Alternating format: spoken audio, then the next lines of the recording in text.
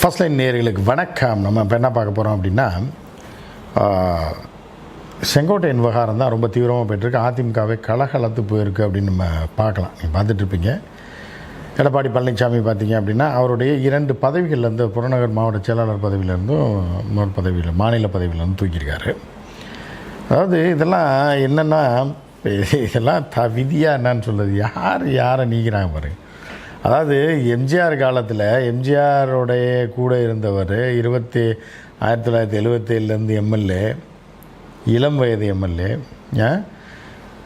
எம்ஜிஆர் கட்சி ஆரம்பித்த காலத்தில் முதல் தேர்தலை சந்தித்த காலத்திலேருந்து பணியில் இருக்கக்கூடியவர் 9 முறை தொடர்ச்சியாக சட்டப்பேரவை உறுப்பினராக இருந்தவர் செங்கோட்டையன்.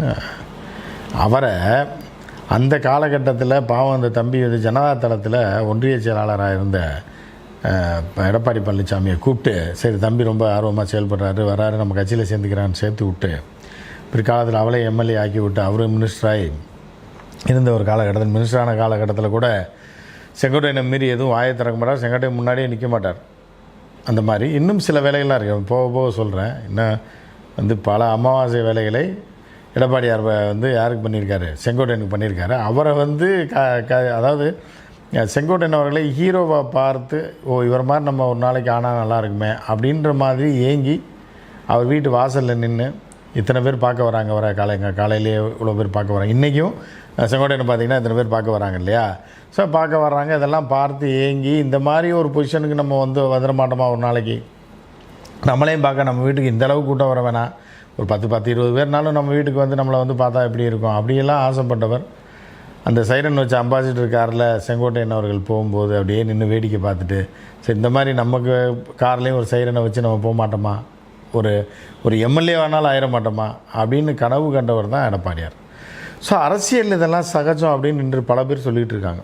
திருநாவுக்கரசர் கூட ஒரு பேட்டியில் சொல்லியிருக்காரு, எத்தனையோ பேர் நம்மளும் வளர்த்து விட்டுருக்கோம், நம்மளும் இருக்கோம், நான் கட்சியை விட்டு வெளியே போனோன்னா எல்லாம் கூட மாட்டாங்க. நிச்சயமாக கட்சியை விட்டு வெளியே போனீங்கன்னா அவங்க கூட வந்து அவங்களும் நாசமாக போகணுன்னு அவசியம் இல்லை தான். அவர் சொல்கிறது கரெக்டு தான். அரசியல் அந்த மாதிரிலாம் எதிர்பார்க்க முடியாது. ஒருத்தரை வந்து நம்ம கொண்டு வந்து வளர்த்து விடுவோம், நாளைக்கு அவர் நம்ம கூட இருப்பார், விசுவாசமாக இருப்பார் அப்படின்லாம் அரசியல் எதிர்பார்க்க முடியாதுன்னு சொல்கிறாங்க. அதெல்லாம் ஓகே. ஆனால் கொஞ்சம் கூட ஒரு மனுஷன் ஒன்று, மனிதர்களுக்கு ஒரு விசுவாசம்னு ஒன்று இருக்குல்ல என்ன? ஸோ வந்து அதை தாண்டி அரசியல் பண்ண முடியாதுன்னு வச்சுங்களேன். அது வேறு. இன்றைக்கி வந்து இது ஒரு பக்கம் போயிட்டுருக்கா. இதுக்கடையில் செங்கோட்டையன் என்ன பண்ணியிருக்காரு, அவரை நிர்மலா மாமியை கூப்பிட்டு, அதாவது பாசத்தில் நிர்மலா சீதாராமனுக்கும் இவருக்கு என்ன சம்மந்தம் இருக்குது, இவர் அரசியலில் இருந்த காலத்தில் நிர்மலா சீதாராமன் காலேஜ் இளைஞரில் படிச்சுக்கிட்டு இருந்திருக்காங்க. என்ன மதுரையில் இங்கே இதில் படிச்சுருந்தாப்புல, இங்கே சென்ட் ஜோசப் திருச்சியில் படிச்சுட்டு இருந்தாங்க. ஆள் ஃபோனை போட்டு, அண்ணே என்ன நீ சொல்ல போகிறீங்க நாளைக்கு அப்படின்னா, இது ஒரு மாபெரும் ஒரு கட்சி, தமிழ்நாட்டில் ஒரு பெரிய கட்சி திமுக, அதே மாதிரி அதிமுக 40 வருஷம் கிட்டத்தட்ட ஆட்சியில் இருந்த கட்சி. இந்த கட்சியில் ஆரம்பத்தில் இருந்த ஒரு மூத்த தலைவர், அந்த கட்சியோட மூத்த தலைவர்.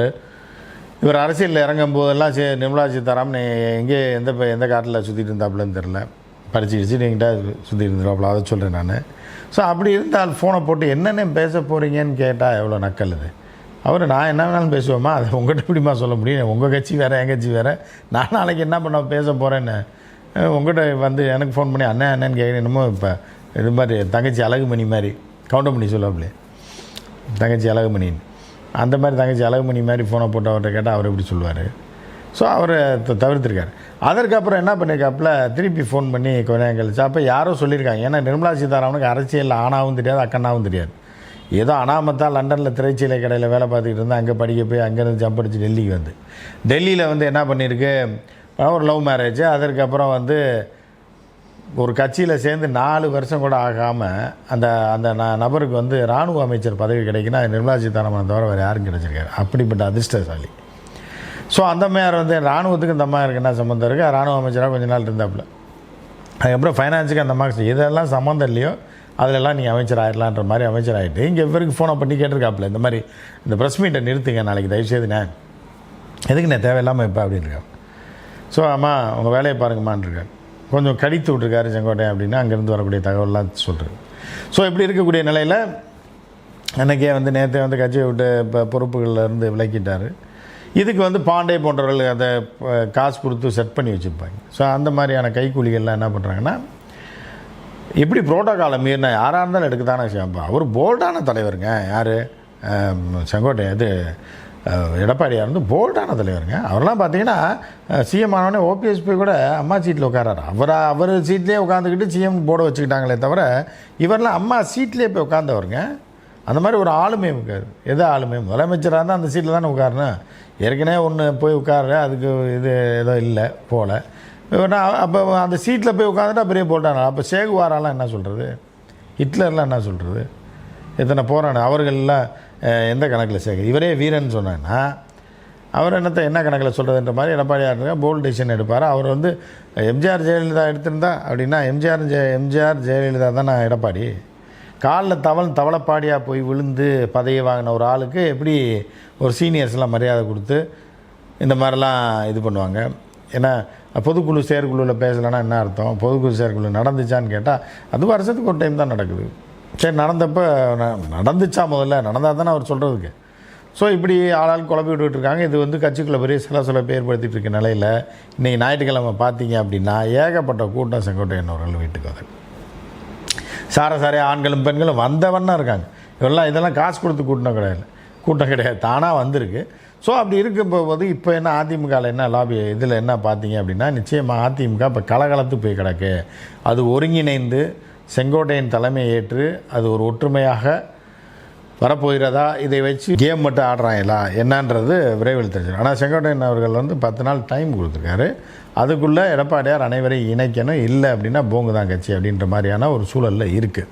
ஸோ இது அடுத்தடுத்த கட்டத்தில் பார்த்திங்கன்னா ஒவ்வொரு நாளும் இது மாற்றங்களை கண்டு வருது. அரசியல் பரபரப்பில் அதிமுகன்ற பேரே அழிஞ்சு போச்சு அரசியல். அதை பற்றி பேச்சே இல்லை. எடப்பாடியார் ஒரு பஸ்ஸை எடுத்து போயிட்டு ஐடி விங்குக்கு கோடிக்கணக்கில் பணத்தை கொடுத்து டெய்லி அங்கே போனார் இங்கே போனார்னு வீடியோ போட்டு யூடியூப்பில் லைவ் போட்டுக்கிட்டு இருக்காங்க. அது அப்போ அந்தளவில் தான் கட்சி இருக்குது, கூட்டத்தை காமிச்சிக்கிட்டு இருக்காங்களே தவிர மக்கள் செல்வாக்கு அந்த கட்சி இழந்துருச்சு. எடப்பாடியார் இழந்துட்டார் முதல்ல.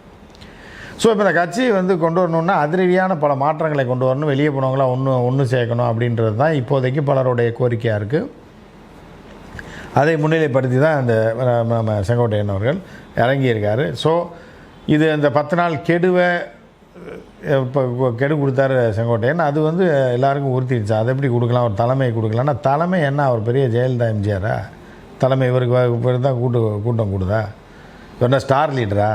இவர் யாருன்னே அந்த தெருவுக்காரனுக்கே தெரியாமல் இருந்துச்சு. இதை டிவியில் அதில் காசை கொடுத்து எடப்பாடியார்னு தெரியுமே தவிர புகழ்மிக்க, அதாவது ஒருத்தர் பிரபலமாகிற வேறு கூமாப்பட்டின்னு ஒருத்தர் கத்துறான் பாருங்கள், அந்த தம்பியோட பிரபலம் தான். மாடு மேய்ச்சி எருமை மேய்ச்சிட்டு இருந்தாப்புல திடீர்னு கூமாப்பட்டிக்கு வாங்க அப்படின்னு ஒரு சவுண்டை கொடுத்தாப்புல இன்றைக்கி டாப்பில் போயிட்டாப்புல ஏதாவது சேனல்லாம் வராப்புல. அது ஒரு சாதாரண மனுஷன். இப்போ அரசியலில் ஒரு பல குடும்பங்களே தமிழர்களை முன்னெடுத்து சென்று அரசியலை முன்னெடுத்து சென்று ஒரு தலைமையை வைக்கக்கூடிய அந்த தலைவனாக பிரபலமாக இருக்கார் எடப்பாடியாரை எல்லாருக்கும் தெரியும். மற்றவங்களை தெரியாது. ஏன்னா டிவி பேப்பரில் அதில் ஃபோட்டோ வருது, அது வருது, இது வருதுன்றதுனால எடப்பாடியாரை அரசியல் தெரிந்தவர்களுக்கு தெரியும். கிராமத்தில் கொண்டு போய் காட்டால் எங்கள் சித்தப்பா மாதிரி இருக்கார் அப்படின்றான், யாருன்னே தெரில. ஸோ அந்த மாதிரி நிலைமை தான் எடப்பாடியார் இருக்கிற. அவர் ஸ்டார் லீடர்லாம் கிடையாது. எனவே இன்னும் 10 நாளில் என்ன ஆக போகுது அப்படின்னு நம்ம பொறுத்துன்னு பார்ப்போம். இன்னும் பல அதிரடிகள் காத்திருக்கு. அந்த அப்டேட்ஸ் பூரா இப்போ வந்து இது ஒரு அதிமுக காலம் வருகிற 30 நாளைக்கு பார்த்திங்கன்னா அதிமுக தான் நம்ம ஃபாலோ பண்ணணும். என்ன ஆக போகுது, அது இருக்க போதா, ஒன்றாக இருக்க போதா, அது எடப்பாடி என்ன ஆக போகிறாரு, எடப்பாடியார் அரசியல் என்ன ஆக போகுது நம்ம ஏற்கனவே சொல்லிகிட்டே இருக்கோம். எடப்பாடியாருக்கு ஏற்கனவே அரசியல் அனாதை ஆகிட்டார். அவர் அரசியலில் இனி அவருக்கு எதிர்காலமே கிடையாது அப்படின்றத நம்ம சொல்லிகிட்டு இருக்கோம். ஸோ அடுத்தடுத்து என்ன நடக்க போகுது? இன்றைக்கி தினகரன் பேட்டி கொடுத்துருக்காரு. அடுத்தடுத்து என்ன நடக்க போகுது, என்ன பண்ண போகிறாங்கன்னு பார்ப்போம். மற்றும் ஒரு நிகழ்ச்சியில் சந்திப்போம். நன்றி, வணக்கம்.